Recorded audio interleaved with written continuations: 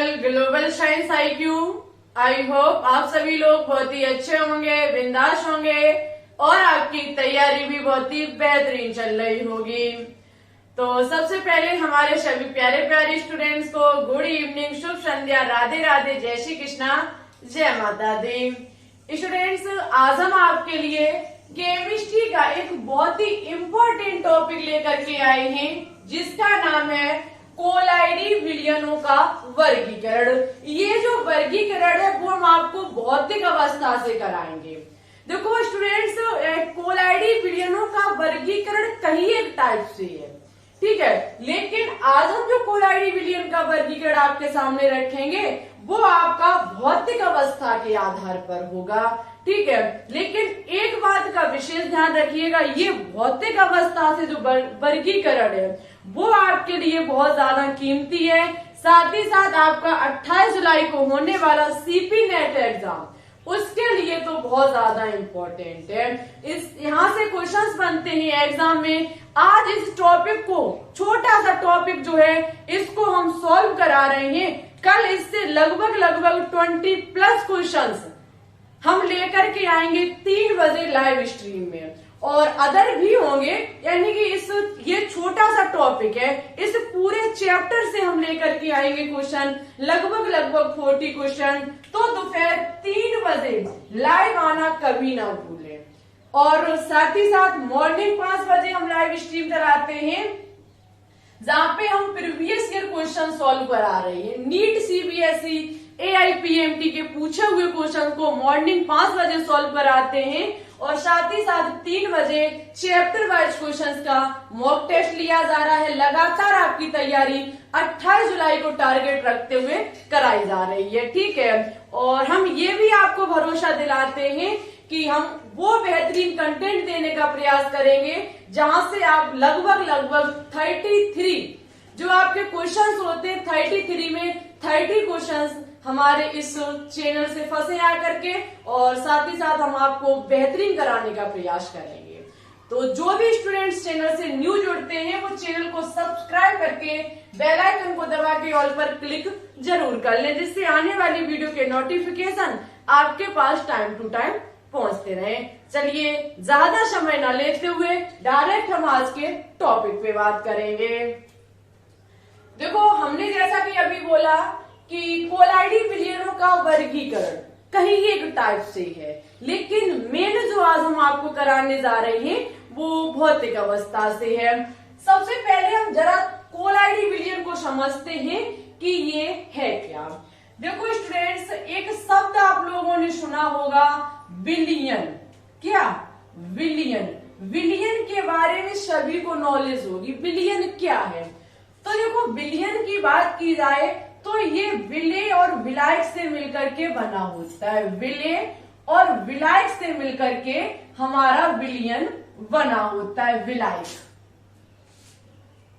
ठीक है, विलायक से मिलकर के हमारा विलयन बना होता है, जिसमें होता क्या है कि विलेय की मात्रा कम होती है और विलायक की मात्रा अधिक होती है।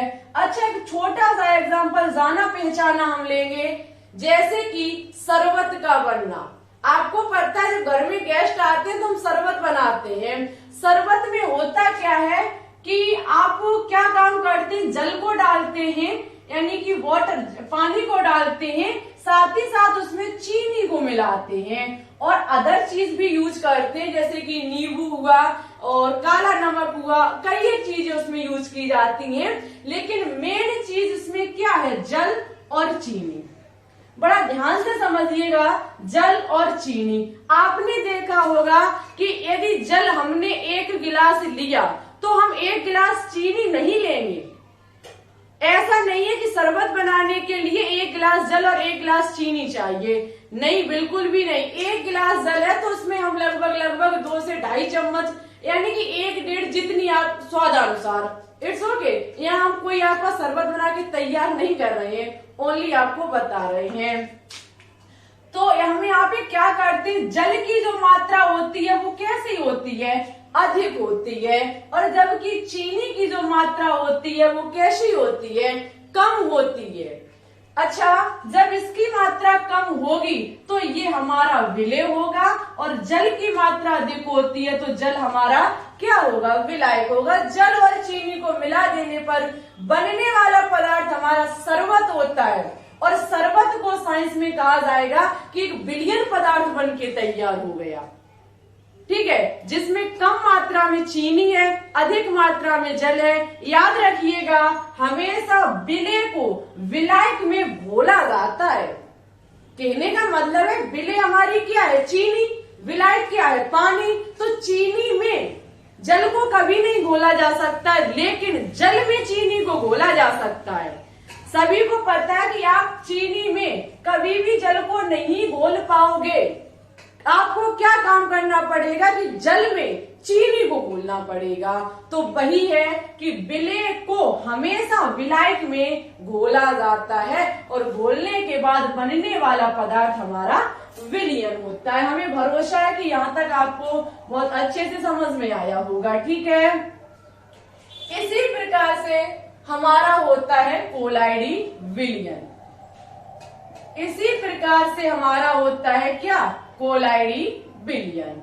अच्छा भाई, कोलाइडी विलयन क्या है? कोलाइडी विलयन जो होता है वो हमारा दो चीजों से मिलकर के बना होता है, परिक्षिप्त प्रावस्था और परिक्षेपण माध्यम। परिक्षिप्त प्रावस्था, कोलाइडी विलयन हमारा दो चीजों से मिलकर के बना होता है, परिक्षिप्त प्रावस्था और परिक्षेपण माध्यम। ठीक है, परिक्षेपण माध्यम। देखो होता क्या है यहाँ पे, याद रखिएगा, जैसा विलयन वैसा ही कोलाइडी विलयन। यहाँ पे जो आपकी परिक्षिप्त प्रावस्था होगी, हम कह सकते हैं ये एक प्रकार से विलेय पदार्थ है। क्या है? विलेय पदार्थ। और परिक्षेपण माध्यम एक प्रकार से हमारा विलायक है। हमेशा कोलाइडी विलयन बनाने के लिए परिक्षिप्त प्रावस्था की मात्रा कम होती है, और परिक्षेपण माध्यम की प्रावस्था जो होती है वो अधिक होती है। हम बिल्कुल कह सकते हैं कि परिक्षिप्त प्रावस्था, हम कह सकते हैं ये कोलाइडी कण है हमारे। परिक्षिप्त प्रावस्था माना कि कोलाइडी कण को हमेशा किसमें घोला जाता है? परिक्षेपण माध्यम में, क्योंकि इसकी मात्रा जो होती है वो कैसी होती है? अधिक होती है। तो इतनी चीज को विशेष ध्यान रखिएगा कि परिक्षिप्त प्रावस्था बोले तो विलेय, और परिक्षेपण माध्यम बोले तो विलायक। ठीक है, हमें यहाँ तक पूरा भरोसा है कि आपको चीजें बहुत अच्छे से क्लियर हुई होंगी। यदि यहाँ से कोई भी डाउट हो तो छोड़िएगा कमेंट बॉक्स में अपना कमेंट, हम आपके कमेंट का रिप्लाई करने का पूरा प्रयास करेंगे। ठीक है, पूरा हम प्रयास करेंगे। चलिए, तो फिर अब हम आगे बात करेंगे कि भौतिक प्रावस्था के आधार पर कोलाइडी विलयनों को कितने भागों में बांटा गया है। अच्छा देखो, यदि हम बात करें कोलाइडी विलयनों की, भौतिक अवस्था के आधार पर 8 भागों में डिवाइड किया गया है। कितने भागों में? 8 भागों में। कैसे किया गया है? तो देखो, परिक्षिप्त प्रावस्था और हम लेंगे परिक्षेपण माध्यम, दोनों को मिलाएंगे। हम चेक करेंगे कि कौन सा कोलाइडी तंत्र बन के तैयार होता है, और इनके इम्पोर्टेंट एग्जाम्पल लिखाएंगे। माना कि सबसे पहले है हमारा परिक्षिप्त प्रावस्था ठोस। माना कि परिक्षिप्त प्रावस्था का मतलब एक प्रकार से विलेय पदार्थ जो किसमें घोला जाएगा? परिक्षेपण माध्यम में। माना कि ठोस हमारा परिक्षिप्त प्रावस्था और ठोस ही हमारा परिक्षेपण माध्यम है। जब ठोस को ठोस में मिलाया जाता है तो बनने वाला जो हमारा कोलाइडी तंत्र होता है वो ठोस सॉल होता है। क्या होता है? ठोस सॉल। Very important and most important. यदि बात की जाए परिक्षिप्त प्रावस्था ठोस को यदि ठोस में मिलाया जाएगा तो बनने वाला कोलाइडी तंत्र क्या होगा? बनने वाला कोलाइडी तंत्र हमारा ठोस सॉल होगा। अच्छा, यदि इसके एग्जाम्पल की बात की जाए कि इसके कौन कौन से एग्जाम्पल होते हैं, तो देखो रूबी कांच। रूबी कांच कहें या फिर कह सकते हैं सभी, हम इसमें कांच को प्रेजेंट कर सकते हैं। ठीक है, रूबी कांच हुआ और आपकी मिश्र धातुएं हुई। क्या हुई? मिश्र धातुएं।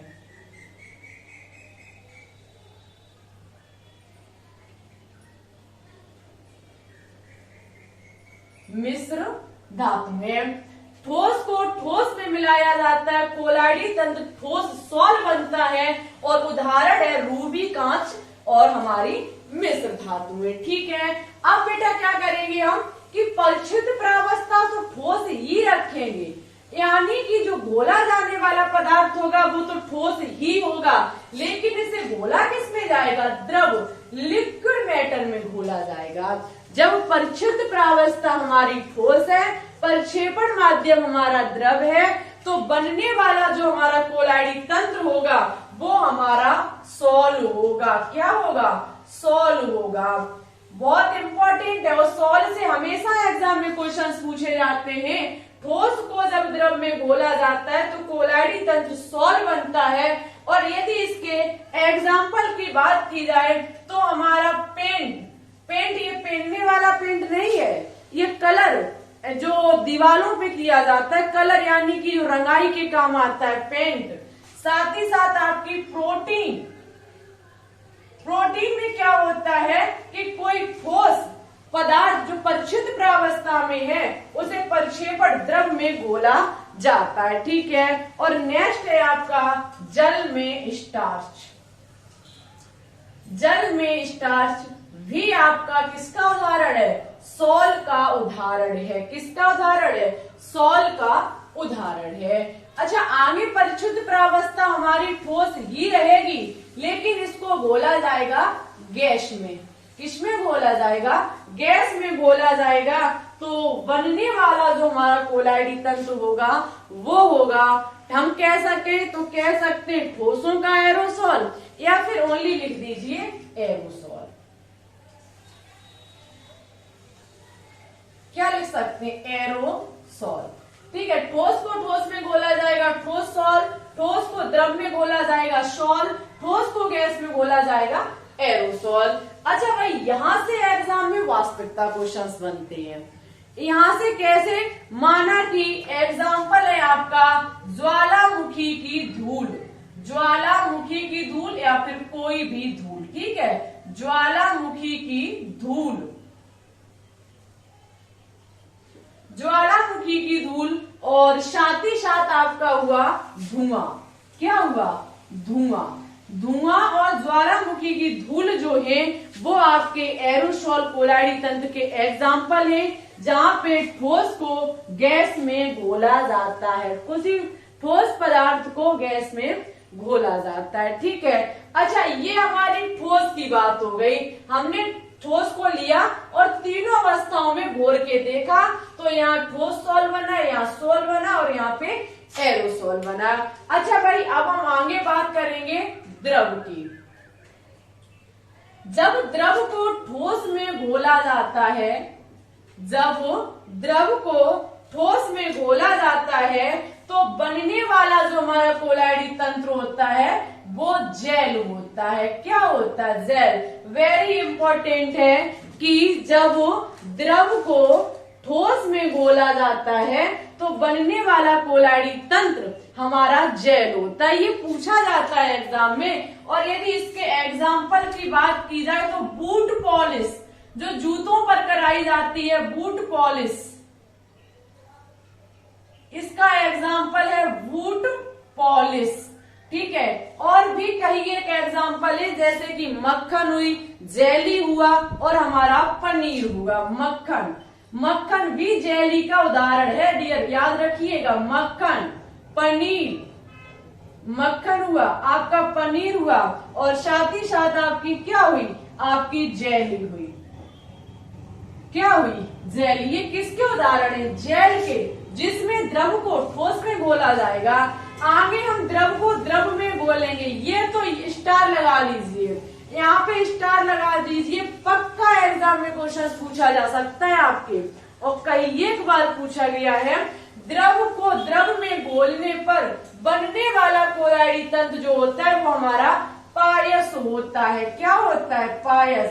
लेकिन एग्जाम में पायस बाई चांस इमल्शन पूछा जाता है। हमेशा हमेशा आपको इमल्शन के बारे में पूछाएगा। पायस को इंग्लिश में इमल्शन कहा जाता है। ठीक है, इसका सबसे ज्यादा पहचाना एग्जाम्पल है हमारा दूध। दूध बोले तो मिल्क। ठीक है, मिल्क हुआ, आपका तेल हुआ यानी कि ऑयल, और आपकी दवाइयां हुई, आपकी जो मेडिसिन हुई, ये सभी किसकी एग्जाम्पल है? पायस कोलाइडी विलियन की, जिसमें दोनों ही माध्यम किस स्टेट में होते हैं? द्रव में होते हैं। ठीक है, आगे बेटा हम क्या काम करेंगे? द्रव को गैस में घोलेंगे। द्रव को गैस में घोलेंगे, बनने वाला कोलाइडी तंत्र द्रवों का एरोसोल होगा। ये ठोसों का है, ये ठोसों का है, और यहाँ पे हमारा जो होगा वो द्रवों का एरोसोल होगा। ठीक है, द्रवों का एरोसोल।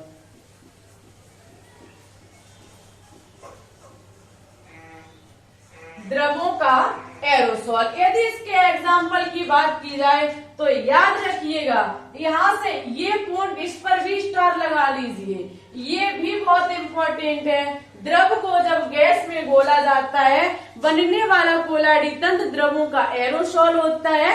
इसका उदाहरण सबसे अच्छा है कोहरा। जो कोहरा सर्दियों के टाइम कटता है वो कोहरा आपका हुआ। साथ ही साथ धुंध हुई।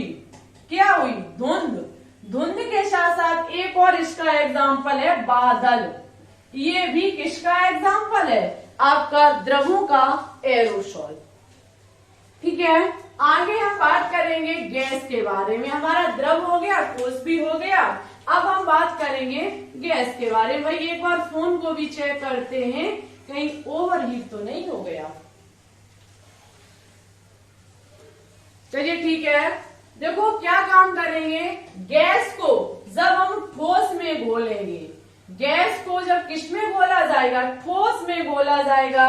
बनने वाला जो हमारा कोलाइडी विलियन होगा वो होगा ठोस फोम। क्या होगा? ठोस फोम। बनने वाला कोलाइडी तंत्र हमारा ठोस फोम होगा। यदि यहां से इसके एग्जाम्पल की बात की जाए तो हमारा कुरुन पत्थर, इट्स ओके, कुरुन पत्थर, कुरुन पत्थर या फिर कोई भी पत्थर, ओनली चट्टान पत्थर याद रखिएगा। साथ ही साथ आपका फोम रबर। फोम रबर भी किसका एग्जाम्पल है? आपका कोलाइडी तंत्र का फोम रबर। अब क्या काम करेंगे हम? गैस को द्रव में घोलेंगे।